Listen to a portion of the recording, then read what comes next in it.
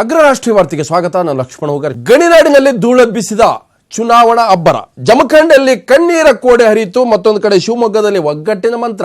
ಇನ್ನು ಮಂಡ್ಯದಲ್ಲಿ ಕಮಲ ಪಡೆಯ ಕೇಕೆ. ಮಿನಿವಾರ್ ನಾಮಿನೇಷನ್ ಫೈನಲ್ನ ಸಂಪೂರ್ಣ ಚಿತ್ರಣ ಇಲ್ಲಿದೆ.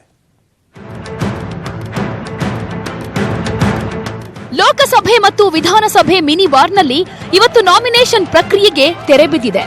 ಕೊನೆ ದಿನವಾದ ಇಂದು ಬಳ್ಳಾರಿ, ಶಿವಮೊಗ್ಗ, ಜಮಖಂಡಿ, ಮಂಡ್ಯದಲ್ಲಿ ಅಭ್ಯರ್ಥಿಗಳ ಪರ ಅಗ್ರ ನಾಯಕರದ್ದೇ ದರ್ಬಾರಾಗಿತ್ತು.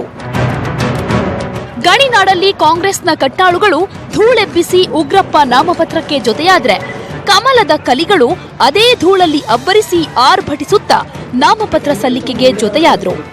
ಎರಡೂ ಪಕ್ಷಗಳ ಕಟ್ಟಾಳುಗಳು ಬಳ್ಳಾರಿಯ ಶಕ್ತಿ ದೇವತೆ ಕನಕದುರ್ಗಮ್ಮನ ದರ್ಶನ ಪಡೆದು ಭರ್ಜರಿ ಮೆರವಣಿಗೆ ನಡೆಸಿದ್ರು.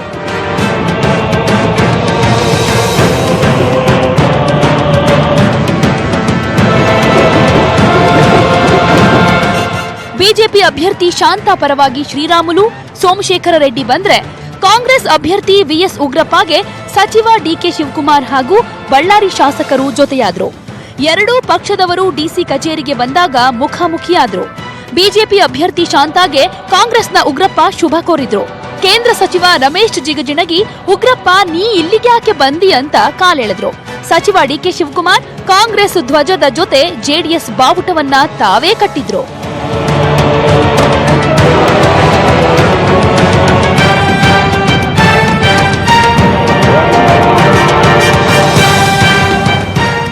ಶಾಂತಾ ನಾಮಪತ್ರದ ಜೊತೆಗೆ ಆಂಧ್ರದ ಕಾಸಾಪುರ ಆಂಜನೇಯನ ಫೋಟೋ ಹಾಕಿಸಿ ನಾಮಪತ್ರ ಸಲ್ಲಿಸಿದ್ದು ವಿಶೇಷವಾಗಿತ್ತು.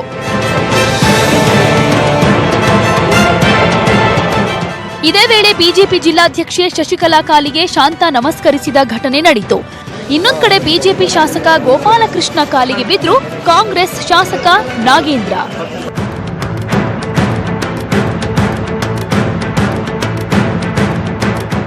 ಒಂದು ಕಾಲದ ಶ್ರೀರಾಮುಲು ಆಪ್ತ, ಈಗ ವಿರೋಧಿಯಾಗಿರೋ ಮೊಳಕಾಲ್ಮೂರು ಕ್ಷೇತ್ರದ ಮಾಜಿ ಶಾಸಕ ತಿಪ್ಪೇಸ್ವಾಮಿ ಪಕ್ಷೇತರರಾಗಿ ಬಳ್ಳಾರಿಯಲ್ಲಿ ನಾಮಪತ್ರ ಸಲ್ಲಿಸಿದ್ರು.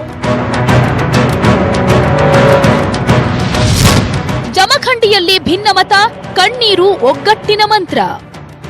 ಜಮಖಂಡಿ ವಿಧಾನಸಭೆ ಮಿನಿ ವಾರ್ನಲ್ಲೂ ನಾಮಪತ್ರ ಸಲ್ಲಿಕೆ ಭರಾಟೆಗಿಂತ ಕಣ್ಣೀರೇ ಇವತ್ತು ಹೆಚ್ಚು ಸುದ್ದಿಯಾಯಿತು. ಕಾಂಗ್ರೆಸ್ ಬಹಿರಂಗ ಸಭೆಯಲ್ಲಿ ಆನಂದ್ ನ್ಯಾಮಗೌಡ ಕಣ್ಣೀರು ಹಾಕಿದ್ರು. ಮಗ ಅಳೋದನ್ನ ನೋಡಿ ತಾಯಿ ಕಣ್ಣೀರಿಟ್ರು. ನಾಮಪತ್ರ ಸಲ್ಲಿಕೆಗೂ ಮೊದಲು ಆನಂದ್ ತಮ್ಮ ತಂದೆ ನ್ಯಾಮಗೌಡ ಸಮಾಧಿಗೆ ನಮಸ್ಕರಿಸಿದ್ರು. ಡಿಸಿಎಂ ಪರಮೇಶ್ವರ್ ಭೇಟಿ ಮಾಡಿ ಅವರ ಕಾಲಿಗೂ ನಮಸ್ಕರಿಸಿದ್ರು. ಮನೆ ದೇವರಿಗೆ ಪೂಜೆ ಸಲ್ಲಿಸಿದ ಮೇಲೆ ಸಿದ್ದರಾಮಯ್ಯ, ಡಿಸಿಎಂ ಪರಮೇಶ್ವರ್, ಈಶ್ವರ್ ಖಂಡ್ರೆ, ಎಂಬಿ ಪಾಟೀಲ್ ಜೊತೆ ಬೃಹತ್ ಮೆರವಣಿಗೆ ನಡೆಸಿ ಆಮೇಲೆ ನಾಮಪತ್ರ ಸಲ್ಲಿಸಿದ್ರು. ಇನ್ನೊಂದು ಕಡೆ ಬಿಜೆಪಿ ಅಭ್ಯರ್ಥಿ ಶ್ರೀಕಾಂತ್ ಕುಲಕರ್ಣಿ ನಾಮಪತ್ರ ಸಲ್ಲಿಕೆಗೆ ಯಡಿಯೂರಪ್ಪ ಸೇರಿ ಬಿಜೆಪಿಯ ಘಟಾನುಘಟಿಗಳು ಸಾಥ್ ಕೊಟ್ರು. ಶಿವಮೊಗ್ಗದಲ್ಲಿ ಮಧು ಬಂಗಾರಪ್ಪಗೆ ದೋಸ್ತಿಗಳ ಸಾಥ್. ಜೆಡಿಎಸ್ ಕಾಂಗ್ರೆಸ್ ದೋಸ್ತಿ ಅಭ್ಯರ್ಥಿ ಮಧು ಬಂಗಾರಪ್ಪ ಶಿವಮೊಗ್ಗ ಲೋಕಸಭೆ ಮಿನಿವಾರ್ ಅಭ್ಯರ್ಥಿಯಾಗಿ ಅಖಾಡಕ್ಕೆ ಇಳಿದಿದ್ದಾರೆ.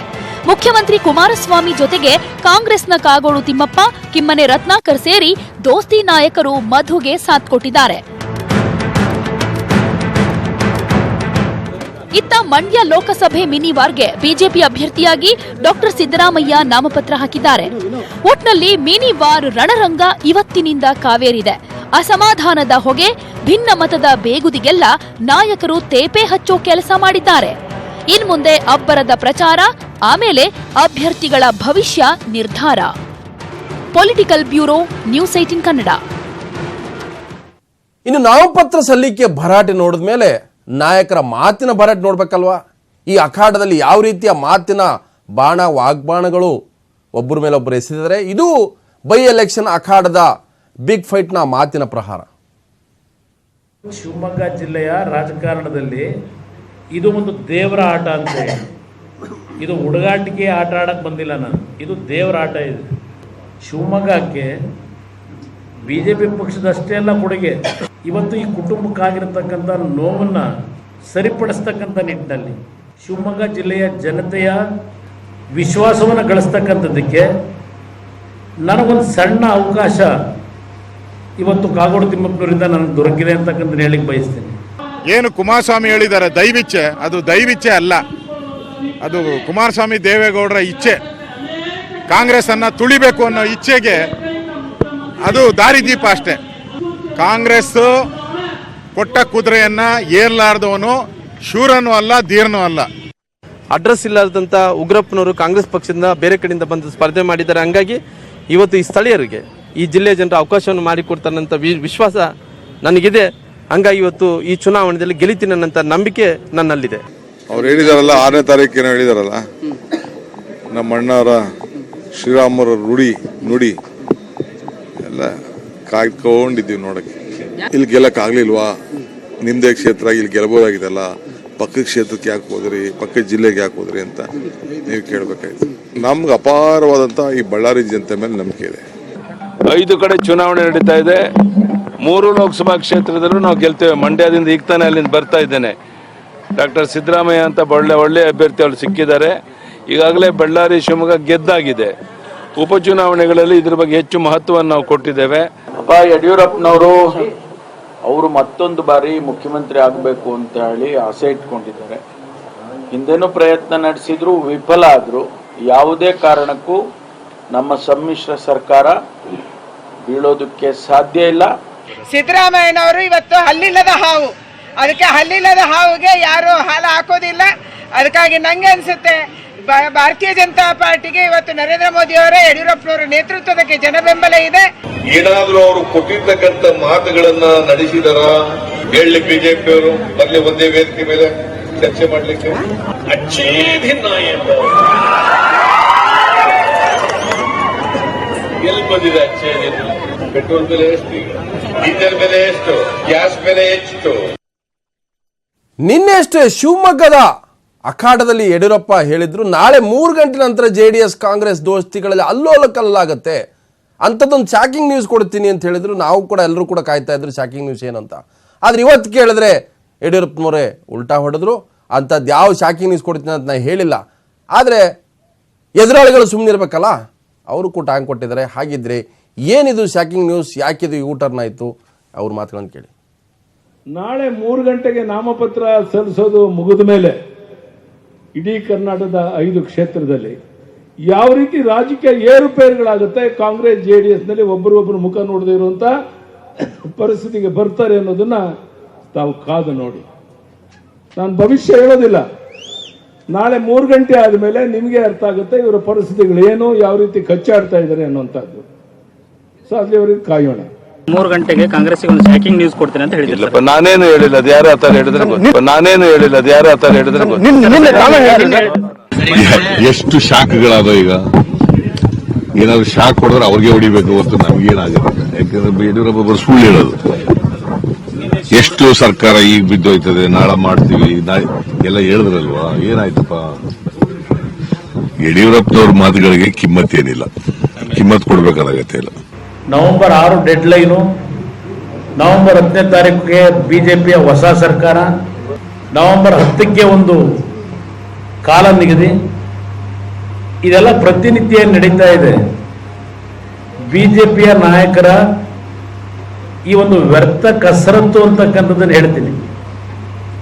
ಈ ವ್ಯರ್ಥ ಕಸರತ್ತಿಗೆ ಸಂಪೂರ್ಣವಾದಂಥ ವಿರಾಮವನ್ನ ಈ 5 ಉಪಚುನಾವಣೆಗಳಿರ್ತಕ್ಕಂಥ ಕ್ಷೇತ್ರದ ಮತದಾರ ಬಂಧುಗಳು ಮತದಾನದ ಮುಖಾಂತರ ತೀರ್ಪು ಕೊಡ್ತಾರೆ ಅಂತಕ್ಕಂಥ ಅತ್ಯಂತ ವಿಶ್ವಾಸ ಇಟ್ಕೊಂಡಿದ್ದೇನೆ.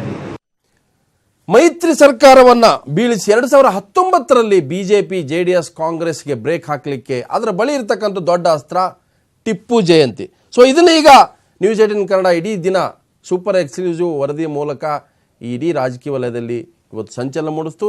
ಈ ಒಂದು ವರದಿಯ ನಂತರ ಬಿಜೆಪಿ ಕಾಂಗ್ರೆಸ್ JDS ನಾಯಕರು ಕೂಡ ಪ್ರತಿಕ್ರಿಯಿಸಿದ್ದಾರೆ. ಹಾಗಾದ್ರೆ ಬಿಜೆಪಿಯ ಈ ಮಾಸ್ಟರ್ ಪ್ಲಾನ್ಗೆ ಕಾರಣ ಏನು, ಈ ವರದಿ ನೋಡ್ಕೊಂಡ್ಬರೋಣ. ಅಂದು ಸಿದ್ದರಾಮಯ್ಯ ವಿಲವಿಲ, ಎಂದು ಕುಮಾರಸ್ವಾಮಿ ಗಡಗಡ. ಟಿಪ್ಪು ಜಯಂತಿಯನ್ನೇ ಬ್ರಹ್ಮಾಸ್ತ್ರ ಮಾಡಿಕೊಂಡ ಬಿಜೆಪಿ ಪಾಳಯ. 2019ಕ್ಕೆ ಬಿಜೆಪಿಗೆ ಮಾಸ್ಟರ್ ಪ್ಲಾನ್ ಕೊಟ್ಟ ಸಂಘ ಪರಿವಾರ.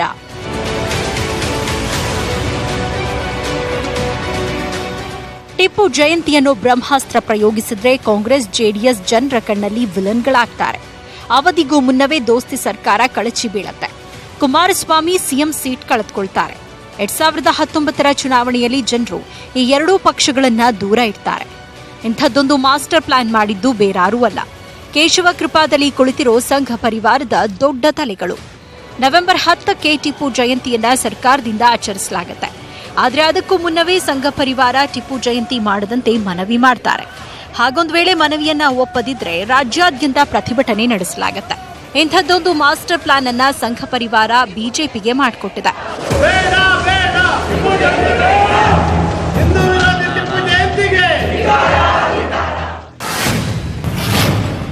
ಸಂಘ ಪರಿವಾರದ ಜೊತೆ 38 ಸಂಘಟನೆಗಳ ಸಭೆ. ಟಿಪ್ಪು ಜಯಂತಿ ವಿರೋಧಿ ಹೋರಾಟ ಸಮಿತಿ ರಚನೆ.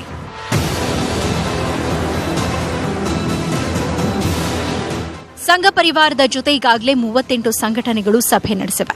ಈಗಾಗಲೇ ಟಿಪ್ಪು ಜಯಂತಿ ವಿರೋಧಿ ಸಮಿತಿ ರಚಿಸಲಾಗಿದೆ. ಒಂದ್ ಪಕ್ಷ ಕುಮಾರಸ್ವಾಮಿ ಟಿಪ್ಪು ಜಯಂತಿಗೆ ಮುಂದಾದ್ರೆ ರಾಜ್ಯಾದ್ಯಂತ ಪ್ರತಿಭಟನೆಗೆ ಇಳಿಯೋದೇ ಈ ಸಂಘಟನೆಗಳು.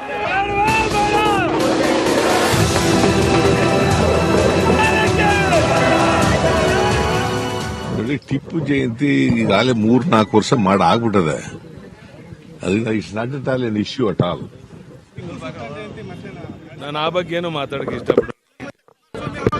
ಈಗ ಈ ಚುನಾವಣೆ ಹಿಂದುತ್ವ ಅವ್ರ ರಕ್ಷಣೆಗೆ ಬರಲ್ಲ, ಟಿಪ್ಪು ಹೆಸರನ್ನ ವಿರುದ್ಧವಾದ ಹೋರಾಟವೂ ಅವ್ರ ರಕ್ಷಣೆಗೆ ಬರಲ್ಲ. ಎರಡು ಪ್ರಮುಖವಾದ ಅಂಶ ಆಗದೇ ಇಲ್ಲ ಈ ಚುನಾವಣೆ. ಎಚ್.ಡಿ. ಕುಮಾರಸ್ವಾಮಿಗೆ ಎಂತಹ ಧರ್ಮ ಸಂಕಟ ಅಂದ್ರೆ ಅತ್ತ ಟಿಪ್ಪು ಜಯಂತಿ ಮಾಡಿದ್ರೆ ಜನರ ಕಣ್ಣಲ್ಲಿ ವಿಲನ್ ಆಗ್ತಾರೆ. 2019 ಚುನಾವಣೆ ಮೇಲೆ ಎಫೆಕ್ಟ್ ಆಗುತ್ತೆ. ಮಾಡಿಲ್ಲ ಅಂದ್ರೆ ಕಾಂಗ್ರೆಸ್ ಜೊತೆ ತಿಕ್ಕಾಟ ಶುರುವಾಗುತ್ತೆ. ದೋಸ್ತಿ ಸರ್ಕಾರ ಬೀಳಲೂಬಹುದು. ಇಂಥದ್ದೊಂದು ಮಾಸ್ಟರ್ ಪ್ಲಾನ್ ಅನ್ನ ಮಾಡಿದೆ ಬಿಜೆಪಿ. ಯಾವ ಕಾರಣಕ್ಕೂ ಟಿಪ್ಪು ಜಯಂತಿ ರಾಜ್ಯದಲ್ಲಿ ಗೊಂದಲ ಆಗತ್ತೆ, ಗಲಭೆಗಳಾಗತ್ತೆ, ಇದಕ್ಕೆ ಅವಕಾಶ ಮಾಡಿಕೊಡ್ಬಾರ್ದು ಅಂತ ಒತ್ತಾಯನ ಮಾಡ್ತೀನಿ. ಟಿಪ್ಪುವಿನ ಜಯಂತಿ ಮೂಲಕನೇ ಕರ್ನಾಟಕದಲ್ಲಿ ಕಾಂಗ್ರೆಸ್ ಜೆಡಿಎಸ್ನ ಸರ್ಕಾರದ ಪತನದ ಅಧ್ಯಾಯ ಪ್ರಾರಂಭ ಆಗ್ತದೆ. ಬಿಜೆಪಿಯವರು ವಿರೋಧ ಪಕ್ಷದಲ್ಲಿದ್ದಾರೆ, ವಿರೋಧ ವ್ಯಕ್ತಪಡಿಸಲೇಬೇಕು. ಅವರು ಆಡಳಿತದಲ್ಲಿದ್ದಂತಹ ಸಂದರ್ಭದಲ್ಲಿ ಟಿಪ್ಪುವಿನ ವೇಷ ಹಾಕೊಂಡು ಕತ್ತಿ ಹಿಡ್ಕೊಂಡು ಮೆರೆದಂಥದ್ದು ನಾವು ಮರೆಯಕ್ಕೆ ಸಾಧ್ಯ ಇಲ್ಲ. ಒಟ್ಟಿನಲ್ಲಿ ನವೆಂಬರ್ 6ಕ್ಕೆ ಹೊರಬೀಳೋ ಮಿನಿ ವಾರ್ನ ರಿಸಲ್ಟ್ ಆದ್ಮೇಲೆ ಮತ್ತೊಂದು ಯುದ್ಧ ಎದುರಿಸಬೇಕಾಗಿದೆ ಕಾಂಗ್ರೆಸ್ ಹಾಗೆ ಜೆಡಿಎಸ್. ಸದ್ಯ ಸಿಎಂ ಕುಮಾರಸ್ವಾಮಿಗೆ ಟಿಪ್ಪು ಕುದುರೆ ಏರಿ ಖಡ್ಗ ಹಿಡಿದು ಬರ್ತಾ ಇರೋ ದೃಶ್ಯ ನಿದ್ದೆಯಲ್ಲೂ ಕಾಡ್ತಾ ಇರೋದಂತೂ ಖಂಡಿತ. Chidanand Patel, political bureau, news 18 Kannada. ಬಿಹಾರದಲ್ಲಿ ಎನ್ಡಿಎ ಮಿತ್ರ ಪಕ್ಷಗಳಲ್ಲಿ ಬಿರುಕು ಕಾಣಿಸಿಕೊಂಡಿದೆ. ಜೆಡಿಯು ಮತ್ತು ಬಿಜೆಪಿಯ ಮೈತ್ರಿ ಸರ್ಕಾರದಲ್ಲಿ ಅಪಸ್ವರ ಶುರುವಾಗಿದೆ. ಭ್ರಷ್ಟಾಚಾರ, ಅಪರಾಧ ಮತ್ತು ಮತೀಯವಾದ ವಿರುದ್ಧ ಹೋರಾಡುವಾಗ ರಾಜಕೀಯ ಸ್ನೇಹದ ಬಗ್ಗೆ ಕೇರ್ ಮಾಡಲ್ಲ ಅಂತ ಬಿಹಾರ್ ಚೀಫ್ ಮಿನಿಸ್ಟರ್ ನಿತೀಶ್ ಕುಮಾರ್ ಹೇಳಿದ್ದಾರೆ. ಇದು ಈಗ ಬಿಜೆಪಿಗೆ ಕಣ್ಣು ಕೆಂಪಾಗುವಂತೆ ಮಾಡಿದೆ. ಲೋಕಸಭಾ ಚುನಾವಣೆ ದೃಷ್ಟಿಯಿಟ್ಟುಕೊಂಡು ಅಲ್ಪಸಂಖ್ಯಾತರಿಗಾಗಿ ಹಲವು ಯೋಜನೆಗಳನ್ನು ನಿತೀಶ್ ಜಾರಿಗೊಳಿಸಿದರು. ಈ ಯೋಜನೆಗಳಿಗೆ ಚಾಲನೆ ನೀಡುವಾಗಲೇ ಮೈತ್ರಿ ಬಗ್ಗೆ ಕೇರ್ ಮಾಡಲ್ಲ ಅಂತ ಹೇಳಿರೋದು ಹಲವು ಅನುಮಾನಗಳನ್ನು ಹುಟ್ಟಾಕಿದೆ. ಜೊತೆಗೆ ಇವತ್ತು ಜೆಡಿಯು ಉಪಾಧ್ಯಕ್ಷರಾಗಿ ಚುನಾವಣಾ ತಂತ್ರಗಾರ ಪ್ರಶಾಂತ್ ಕಿಶೋರ್ ನೇಮಿಸಿ ಬಿಜೆಪಿಗೆ ಟಾಂಗ್ ಕೊಟ್ಟಿದೆ ಜೆಡಿಯು. ಇದನ್ನೆಲ್ಲ ನೋಡ್ತಾ ಇದ್ರೆ ಬಿಜೆಪಿ ಜೊತೆ ಮತ್ತೆ ನಿತೀಶ್ ಮೈತ್ರಿ ಕಳೆದುಕೊಳ್ತಾರೆ ಅನ್ನೋ ಒಂದು ಪ್ರಶ್ನೆ ಈಗ ಎದ್ದು ನಿಂತಿದೆ. ಇನ್ನೊಂದು ಕಡೆ ಮಧ್ಯಪ್ರದೇಶದ ಜಿದ್ದಾಜಿದ್ದಿ ಅಖಾಡದಲ್ಲಿ ಕಾಂಗ್ರೆಸ್ ನಿರ್ಣಾಯಕ ದಿಗ್ವಿಜಯ್ ಸಿಂಗ್ ನಾನೀಗ ಕಾಂಗ್ರೆಸ್ ಪರ ಪ್ರಚಾರ ಮಾಡಲ್ಲ. ಒಂದ್ ಕಡೆ ಸಮೀಕ್ಷೆಗಳು ಹೇಳ್ತಾ ಇದಾವೆ ಕಾಂಗ್ರೆಸ್ ಬಿಜೆಪಿಗೆ ಟಫ್ ಫೈಟ್ ಕೊಡ್ತಾ ಇದೆ. ಇದ್ರ ಮಧ್ಯೆ ಹಿರಿಯ ನಾಯಕ ದಿಗ್ವಿಜಯ್ ಸಿಂಗ್ ಈಗ ನಾನು ಪ್ರಚಾರಕ್ಕೆ ಬರಲ್ಲ ಅನ್ನುವಂಥದ್ದು ಎಲ್ಲೋ ಒಂದು ಕಡೆ ಹಿರಿಯರನ್ನ ಕಡೆಗಾಣಿಸ್ತಾ ಇದ್ರು ಅನ್ನೋದು ಅಸಮಾಧಾನ ಸಂಕೇತ. ಯಾಕೆ ಅಂತ ಕೇಳಿದ್ರೆ ನಾನು ಮಾತನಾಡಿದ ಜನ ಓಟ್ ಹಾಕಲ್ಲ ಪಕ್ಷಕ್ಕೆ ಅನ್ನೋ ಭಾವನೆ ಇದೆ, ಹಾಗಾಗಿ ಪ್ರಚಾರಕ್ಕೆ ಹೋಗಲ್ಲ ಅಂತ ಹೇಳಿಕೆ ನೀಡಿ ಶಾಕ್ ಕೊಟ್ಟಿದ್ದಾರೆ.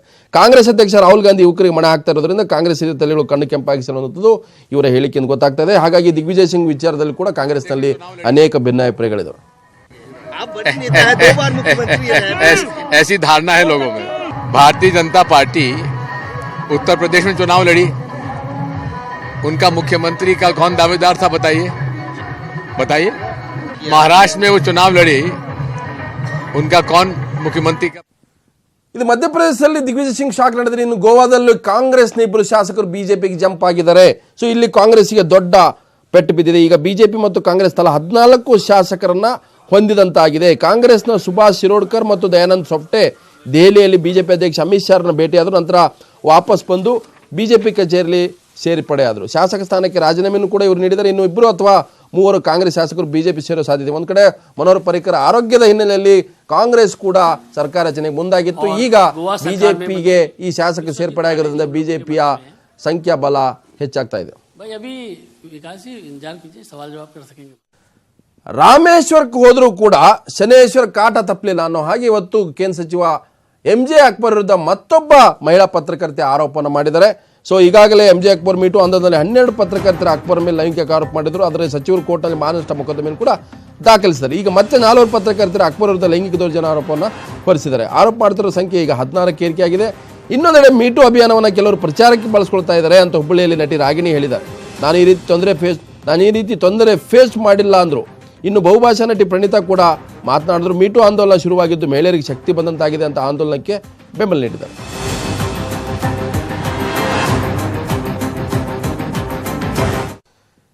ಶಬರಿಮಲೆ ವಿಚಾರದಲ್ಲಿ ಈಗೇನು ದರ್ಶನಕ್ಕೆ ವಿಚಾರ ಸಂಬಂಧಪಟ್ಟಂತೆ ಮಹಿಳೆಯರ ದರ್ಶನಕ್ಕಾಗಿ ವಿರೋಧ ನಡೀತಾ ಇತ್ತು. ಈಗ ನಾಳೆಯಿಂದ ಪೂಜೆ ಶುರು ಆಗ್ತಾ ಇದ್ದು ಬಿಜೆಪಿ ಸೇರಿ ಹಲವು ಸಂಘಟನೆಗಳು ಪ್ರತಿಭಟನೆ ತೀವ್ರಗೊಳಿಸಿವೆ.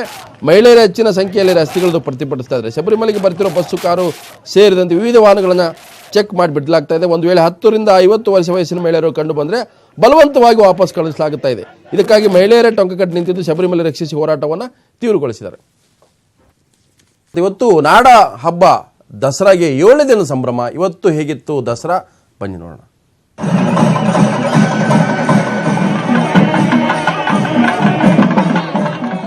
ವಿಶ್ವವಿಖ್ಯಾತ ಜಂಬೂ ಸವಾರಿಗೆ 2 ದಿನ ಬಾಕಿ. ದಸರಾದ 7ನೇ ದಿನದ ಸಂಭ್ರಮದಲ್ಲಿ ನಟಿ ಹರಿಪ್ರಿಯಾ ತಾಯಿ ಚಾಮುಂಡೇಶ್ವರಿ ಬೆಟ್ಟಕ್ಕೆ ಭೇಟಿ ನೀಡಿದ್ರು.